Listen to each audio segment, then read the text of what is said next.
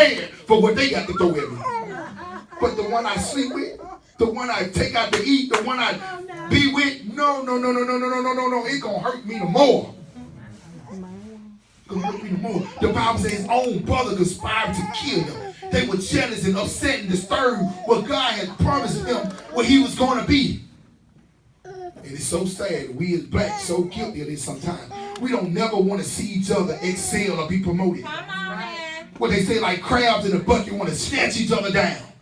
And this was going on right here. They didn't want their brother to be promoted, to be exalted. That's why I tell you, you have to be careful. People in your life, you got to have that spirit of discernment to know who a snake, who right and who ain't right, who to talk to, who not to talk to, who to share what God gave you. You got to be very, very, very careful. People don't mean you no good. People don't mean you no good. Nobody care about you but the Lord. Trust the Lord. Trust Jesus. The Bible tells me they aspired to kill him. They beat him up. They threw him into a ditch. Then they tell me his brother Reuben told him, well, look, just put him in the ditch so he can try to save him, so he can come back and get him out of the ditch and take him to his father. You want to have somebody thinking about helping you, want to help you, having a heart and desire to, but sometimes the mother too wins. What he said, a bird and a feather flock together. He wanted to stop them from hitting, but it was so many of them, he couldn't hardly defeat the multiple people. His brother that was telling him to do it, so they went on as he left and came back. The Bible tells me they only conspired against him and beat him up and threw him in the ditch. The Bible said they sold him for 20 pieces of silver into slavery. They sold their own brother. Do you know what that means? They sold him to slavery, into bondage. Do you not know people doing it every day? They sending you out to supervisors, sending you out to everybody every day just to take your job, to take your place. They do that every single day. If you didn't know, you need to know now. They would do it. This own blood brother them done this. Not nobody else, not his co-worker at work. It was his own family. They done this to him. Own blood family plotted to kill him. They wanted to destroy him. They wanted to kill his promise. They wanted to kill his future. They wanted to kill his dream. It's a crying shame. People got that much hatred in their heart that they don't want to see you succeed in life. Why would I not want you to succeed in life? Maybe one day you'll bless me. That's right. Why would I not? Woman, you may one day throw me something in my pocket. That's right. Why not? This is what it's all about. God ain't blessing you to keep it to yourself. He blessing you can share it with everybody else. Yeah. Don't be like these brothers here. Don't be like that. His own family is your friends. And I'm a firm believer that when people coming up against you, they not only trying to destroy your life, but they want to kill your character. They want to kill your integrity, what you stand for. They want to wipe all that out. And what makes it so bad, you ain't been done something 20, 30 years ago, they try to throw it back in your face. They throw it back in your face. They would throw it back in your face. Yes, they will. Because there's a plan to try to kidnap you and steal your time God got for you. To take away from you. Yeah. Oh yeah, he and she up in the church praying the Lord and speaking in tongues and hallelujah. But y'all, Lord, back then, Jesus Christ. I don't want to hear about what Sister So-and-so done back then. I want to know what she's doing now. That's all I want to know. She could have been ran the street with 40 different mans. Or he could have been on the street selling all the drugs he wanted. Or robbing everybody he wanted. Look what he's doing now. He's serving the Lord. He's worshiping the Lord. She's loving the Lord. She done dedicated, devoted her time and life to the Lord. That's what you need to look at. That's what you need to think about.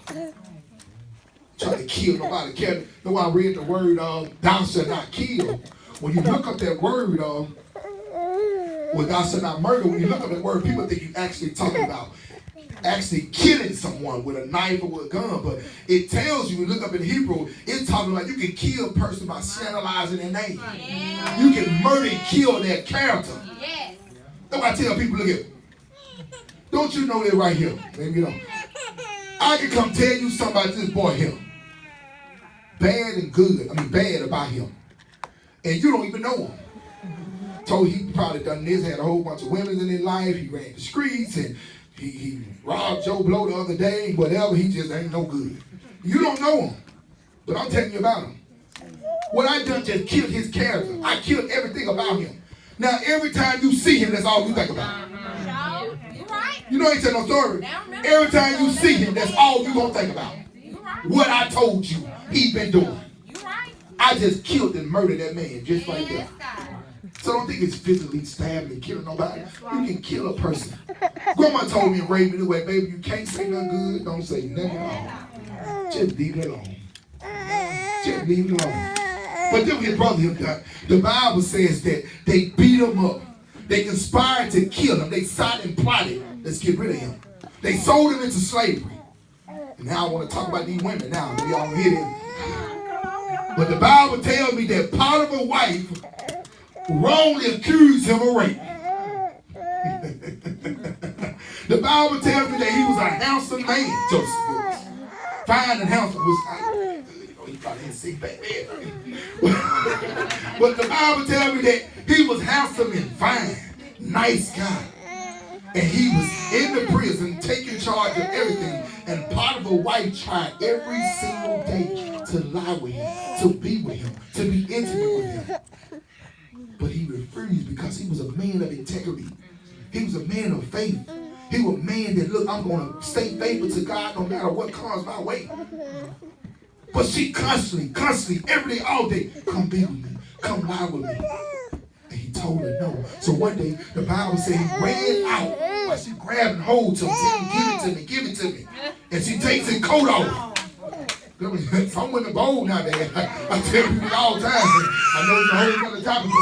When I was coming up, you was at the wine and dine to take a woman out to eat and meet the mom and dad and family and everything. Nowadays, women are bold nowadays. They'll tell you what they want. They got you on speed dial if you come tighten me up and go on about your business. I'll leave it at that. But they're more bold nowadays. This woman here was bold. She wanted what she wanted and she tried her best to get it. But the Bible tells me that he ran and she took his coat from him. So she got his coat. He gone off, fleeing from temptation. The Bible said flee from the devil. Flee from him. You got to flee from those temptations. We'll talk about the marriage thing later on. But the Bible said he fled from it.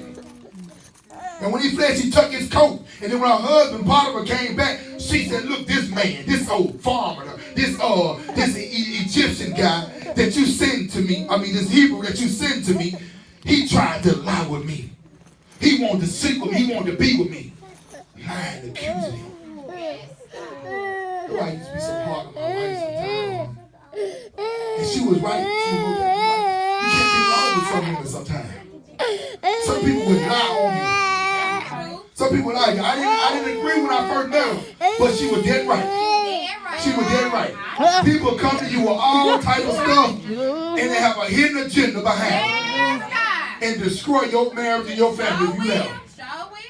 I would argue her down. She said I was stubborn. I would argue her down. Lord, I know, babe. I know ain't nothing going on, but she would tell me, God, I'm the truth. We know. You got to be very, very, very, very careful. Men. Very careful. Very careful. But the Bible says she lied on him and told her husband that this man tried to sleep with me. Tried to be with me. And Potiphar, being to honor his wife, would believe it in so many ways. He threw him into another prison. This all the pitfalls that Joseph went through in life. I'm here to tell you today that when God promises you, you can guarantee some stuff gonna come behind it. You better say it. It's gonna come behind. It's something gonna come behind it. The Bible tells the devil is the accuser of the brethren. He do not want you to move forward in life.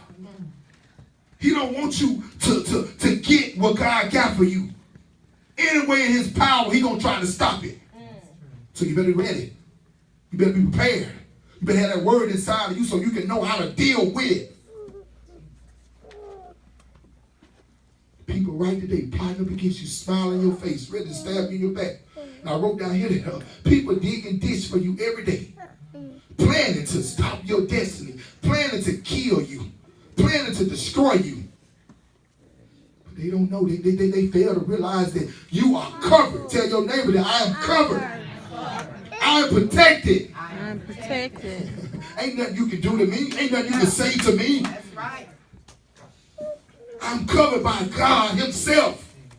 The one who made the stars and the moon, who created heaven and earth. Why should I fear anything? And last is my last piece. When God promised you something, you will possess it. I'm going to read that again. When God promised you something, you will possess it. Now, there's a difference. I always teach and tell people this here. You can be promised something, but you ain't got it in your hand yet. That's right. You understand what I'm saying? Yeah. You can be promised something, but you haven't got hold of it yet. It's not in your control. It's not in your possession yet. I mean, somebody can tell you something all day. I ain't received it. I ain't got it yet. I believe it when it's in my possession. If you follow me, I believe it when it's in my possession. So Joseph saying, God didn't promise you don't be the head and not the tail, above and not beneath. He ain't telling me about no pitfall. Sometimes God don't tell us everything, y'all. The Bible says in Proverbs 25, verse 2, he says that it is good that he have concealed a thing from us. Amen. You probably say, well, what that mean? What that mean? Sometimes God don't tell us everything because we'll mess it up. We'll mess it up. You think if Joseph knew that he had to go through getting beat up, thrown in the ditch, sold into slavery, then accused of rape, you think he would have went through that? No, I would have skipped on past it.